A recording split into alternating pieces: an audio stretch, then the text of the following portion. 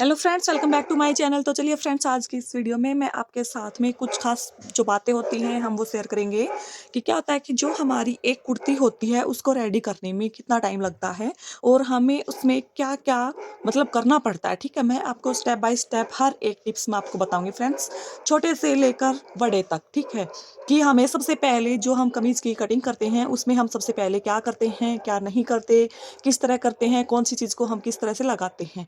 ठीक है, तो ये सब बातें आज मैं आप सभी के साथ में डिस्कस कर रही हूँ फ्रेंड्स। ठीक है, तो ये देखिए फ्रेंड्स, ये मेरे पास जाम कॉटन का फैब्रिक है ये, और हैवी सा सूट है। ठीक है, इसके ऊपर गोल्डन कलर से इस तरह से इसमें वर्क किया फ्रेंड्स।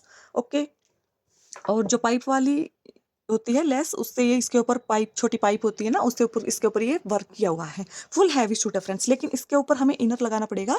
क्या होता है कि जो हमारा ये रेशमी धागे का ये जो काम किया हुआ है इसके ऊपर, ये अंदर की तरफ इसके ऊपर बिल्कुल ऐसे ही दिखाई दे रहा है, तो अंदर की तरफ बाद में वो चुभने लग जाएगा। ठीक है, तो इसलिए हमें इसके ऊपर इनर लगाना जरूरी है। तो सबसे पहले ये देखिए फ्रेंड्स, सबसे पहले हम क्या करते हैं, कमीज को बनाते समय सबसे पहले हम इनर की कटिंग करते हैं। इनर की कटिंग करने के बाद में जो हमारा फर्स्ट पार्ट होता है और सेकंड पार्ट, आगे का फ्रंट और बैक दोनों पार्ट की हम कटिंग करते हैं सबसे पहले इनर वाले की। ठीक है, इनर के दोनों पार्ट कट करने के बाद में हम जो हमारा मेन फैब्रिक होता है हम उसकी कटिंग करते हैं सेम उसी के ऊपर रख के और हाफ इंच एक्स्ट्रा लेके। ठीक है, उसके बाद में हम अपनी स्लीव्स कट करते हैं। अगर मान लो आप लोगों को अपनी स्लीव्स के ऊपर इनर लगवाना है तो ठीक है, अगर नहीं लगवाना तो भी ठीक है, लेकिन उसको इनर को हम पहले कट करेंगे स्लीव्स का बनाते समय, और बाद में हम स्लीव्स को कट करेंगे। ठीक है, ज़्यादातर क्या होता है कि आजकल फैब्रिक ऐसा चल रहा है कि उसकी जो स्लीव्स होती हैं उसके ऊपर भी हमें इनर अटैच करना ही पड़ता है। अब ये देखिए, फिर उसके बाद हम क्या करते हैं, इनर को हम अपना मेन जो पार्ट होता है, मेन फैब्रिक होता है, फ्रंट और बैक दोनों को उसके ऊपर राइट साइड और लेफ्ट साइड दोनों की तरफ इसके ऊपर रखते हुए हम अपने जो इनर होता है उसका मेन फैब्रिक के साथ में अच्छे से या तो आप चिपका लीजिए बाहर की साइड से इस तरह से इसके चारों तरफ, या आप इसके ऊपर सुई धागे से भी आप इसे सिल सकते हैं। ठीक है, जिस तरह से मैंने ये सुई धागे से सिला हुआ है, ये देखिए इस तरह से इसमें मोटी मोटी सिलाई लगा के आप इस तरह से इसके ऊपर सिलाई लगा सकते हैं। ठीक है, या आप मशीन से भी लगा सकते हैं, जैसा आपको ईजी लगे आप ऐसा कीजिए। ओके, इनर अटैच करने के बाद में हमें फ्रंट और बैक नेक दोनों को हमें देखना पड़ता है कि हमें इसके ऊपर बुकरम का नेक बनाना है या हम वैसे ही सिंपल नेक बना रहे हैं, तो वो हम नेक की कटिंग करेंगे। ठीक है, नेक की कटिंग करने के बाद में फिर हम जो नेक का जो फैब्रिक होता है उसकी कटिंग करते हैं। बैक पार्ट के लिए हम उरे में पट्टियाँ निकालते हैं। पट्टियाँ निकालने के बाद में ये देखिए, फिर अब हम अपनी स्टिचिंग की तरफ चलते हैं। स्टिचिंग की तरफ चलते इसमें हमें सबसे पहले जो हमारा फैब्रिक होता है उसमें हमें धागे मिलाने होते हैं। सेम उसी कलर का ही धागा होना चाहिए, हल्का फुल्का अगर कोई डिफरेंट हो उसमें तो चलता है, इतना वो नहीं होता। फिर उसके बाद ये देखिए फ्रेंड्स, सबसे पहले हम नेक रेडी करते हैं। या तो आप फ्रंट नेक रेडी कीजिए या बैक नेक, कौन सा भी नेक रेडी कीजिए आप, कोई दिक्कत नहीं है, लेकिन हमें नेक रेडी तो दोनों ही करने पड़ते हैं। ठीक है, नेक दोनों हम रेडी करते हैं। दोनों नेक मैंने इस तरह से रेडी कर लिए हैं। फ्रंट नेक मैंने स्वीट हार्ट नेक बनाया है, और इसके ऊपर मैंने बुकरम का जो गला होता है वो मैंने नहीं बनाया। अगर आप चाहें तो आप इसी तरह से फैब्रिक से ही आप बहुत ही फिनिशिंग के साथ में नेक को रेडी कर सकते हैं। ये देखिए, जैसे कि मान लो इसमें हमने बुकरम का गला चिपकाया हुआ है। ठीक है, ये देखिए कुछ इस तरह से उसी शेप में हमारा जो नेक है बन के रेडी हो जाता है फ्रेंड्स। ठीक है, और फिर ये देखिए जो हमारा बैक पार्ट होता है उसके ऊपर भी हमने इसी तरह से फैब्रिक से ही, इसके ऊपर मैंने चौकोर गला बनाया है क्योंकि मैं यहाँ पर बाद में कुछ डिजाइन करूंगी तो वो मैं आपको दिखा दूंगी। ठीक है, दोनों नेक बनाने के बाद में हमें क्या करना पड़ता है, सबसे पहले इसके शोल्डर जो होते हैं उनको अटैच करना पड़ता है। ये देखिए मैंने इस तरह से गुम अटैच किए, आपको दिखाई दे रहा होगा। ठीक है, इस तरह से गुम अटैच करने के बाद में जो स्लीव्स होती हैं उनको मैं लास्ट में लगाती हूँ फ्रेंड्स। सबसे पहले अब मैं इसके ऊपर जो अपनी फिटिंग की सिलाई होती है उसे लगाती हूँ। ठीक है, तो उसके लिए हम आगे और पीछे का जो हमारा पार्ट होता है उसको हम अच्छे से बराबर कर लेते हैं। कमियां ज़्यादा ना हो फ्रेंड्स, बिल्कुल बराबर रखते हुए हमें जो भी काम करें हम बिल्कुल फिनिशिंग से करेंगे, चाहे उसमें हमारी 2-4 मिनट ज़्यादा ही क्यों ना लगे। ठीक है, लेकिन काम ऐसा करो कि आपके पास जो कस्टमर होते हैं उनकी लाइन लग जाए। कस्टमर की लाइन कैसे लगती है, कस्टमर की लाइन आप लोगों का जो काम होता है उसे देख कर ही लगता है कि आप कितनी फिनिशिंग के साथ में काम करते हैं। अगर आपके काम में फिनिशिंग है, बहुत ही अच्छे से आप मेहनत करते हैं, तो आपके पास कस्टमर की लाइन लग जाएगी। अगर मान लो आप कोई भी काम कर रहे हो, आप फिनिशिंग से नहीं करते हो या बस ऐसे ही चलता काम कर देते हो, तो उससे आपके पास कस्टमर की लाइन नहीं लगेगी बिल्कुल भी। तो इस बात का ध्यान रखिए कि जो भी हम काम करेंगे उसको हम बहुत ही फिनिशिंग के साथ में रेडी करेंगे। ओके, अब ये देखिए फ्रेंड्स, यहाँ अब हम फिटिंग की सिलाई लगाएंगे। तो बिल्कुल धीरे धीरे और आराम से हमने अपनी सिलाई को कंप्लीट करना है। एक साइड से हम यहाँ से पहले फिटिंग की सिलाई लगाएंगे। और यहाँ पर जो हम सिलाई लगाते हैं कमर के पास आके, वहाँ पर हमें मशीन को रोक के सिलाई नहीं लगानी है, बिल्कुल उसे घुमाते हुए अच्छे से हमने अपनी सिलाई को कंप्लीट करना है। ठीक है,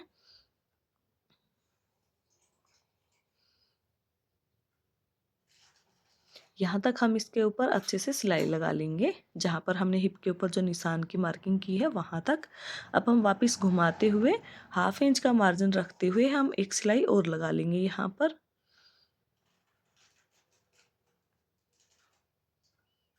और हमें जल्दबाजी बिल्कुल भी नहीं करनी है फ्रेंड्स, बिल्कुल आराम से हमने अपनी सिलाई को कंप्लीट करना है। अब जो भी एक्स्ट्रा धागे वगैरह हैं उनको हम कट कर देंगे। एक साइड की हमारी सिलाई लग चुकी है, अब हम दूसरी तरफ पर भी इसी तरह से अपनी फिटिंग की सिलाई को कंप्लीट करेंगे। जब तक मैं फिटिंग की सिलाई को कंप्लीट कर रही हूँ फ्रेंड्स, तब तक ये आप वीडियो को लाइक करें और हमारे चैनल को सब्सक्राइब कर दें।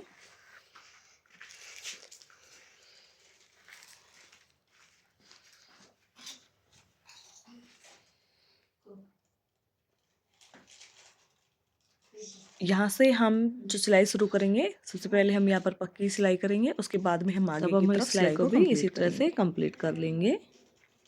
कहते हैं फ्रेंड्स, जो हमारी एक कुर्ती होती है उसको रेडी करने में बहुत टाइम लग जाता है। जल्दी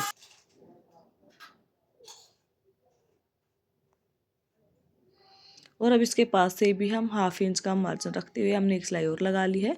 तो दोनों तरफ से हमने अपनी फिटिंग की सिलाई को लगा लिया है फ्रेंड्स।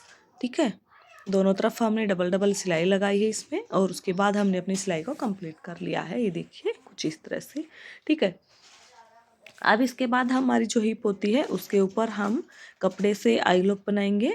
सबसे पहले हमें पट्टी रेडी करनी है, तो उसके लिए हम अपना जो फैब्रिक होता है उसमें से अपनी पट्टी को कट कर लेंगे।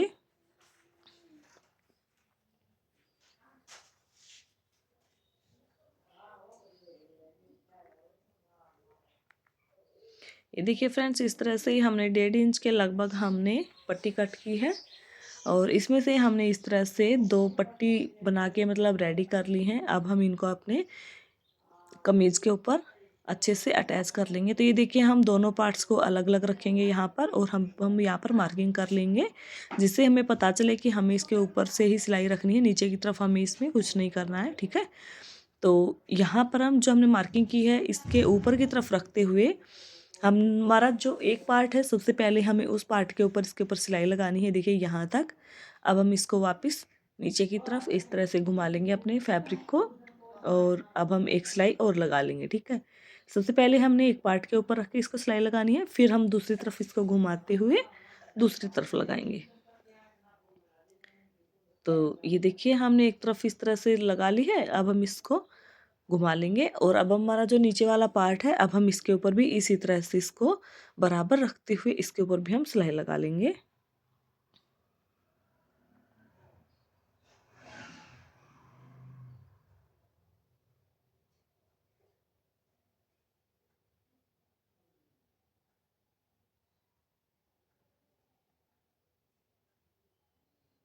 अगर फ्रेंड्स आप सभी को हमारी कटिंग और स्टिचिंग की वीडियोस अच्छी लगती हैं, तो प्लीज़ वीडियो को लाइक कर दीजिए और वीडियो को ज़्यादा से ज़्यादा शेयर कीजिए, ताकि और भी जो बहनें हैं वो भी इस वीडियो को देख सकें और अपनी वीडियो का फ़ायदा उठा सकें। ठीक है,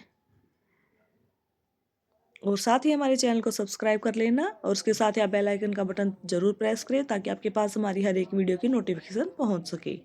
अब हम इसी तरह से दूसरी तरफ पर भी इसको लगा लेंगे। तो हमने दोनों तरफ पट्टियाँ रेडी कर ली हैं, हिप के ऊपर लगा के आई लुक बना लिया है।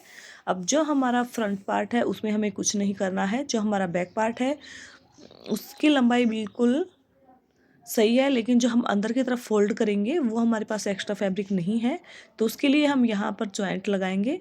यहाँ पर एक सीधी सिलाई लगाते हुए बिल्कुल सीधी सिलाई लगा लेंगे हम यहाँ पर, बराबर रखते हुए अपने फैब्रिक को।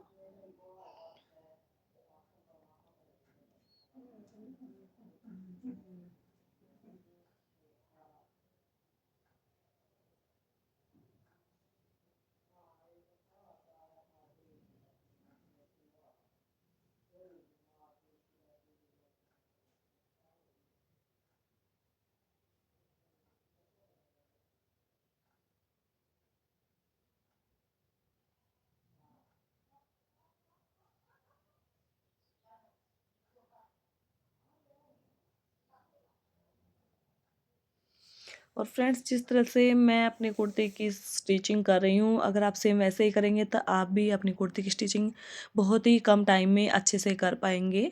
ठीक है।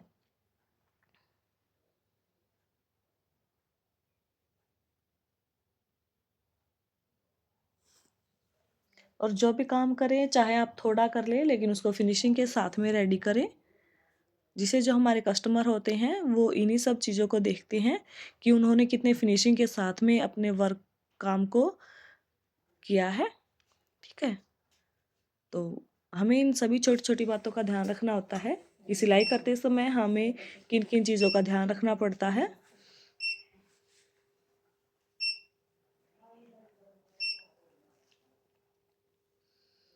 और इसी तरह से हम स्टेप बाय स्टेप आगे की तरफ बढ़ते जाएंगे। और अब हम साइड में से भी इसको फोल्ड कर लेंगे, फ्रंट और बैक दोनों पार्ट को।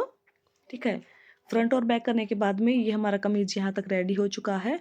और जो इसकी स्लीव्स है अब हम उनको रेडी करेंगे। तो ये हमने इसको चारों तरफ से फोल्ड कर लिया है।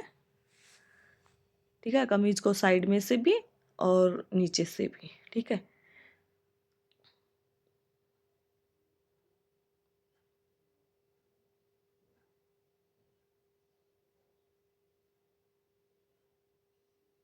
इसके बाद अब हम स्लीव्स रेडी करेंगे।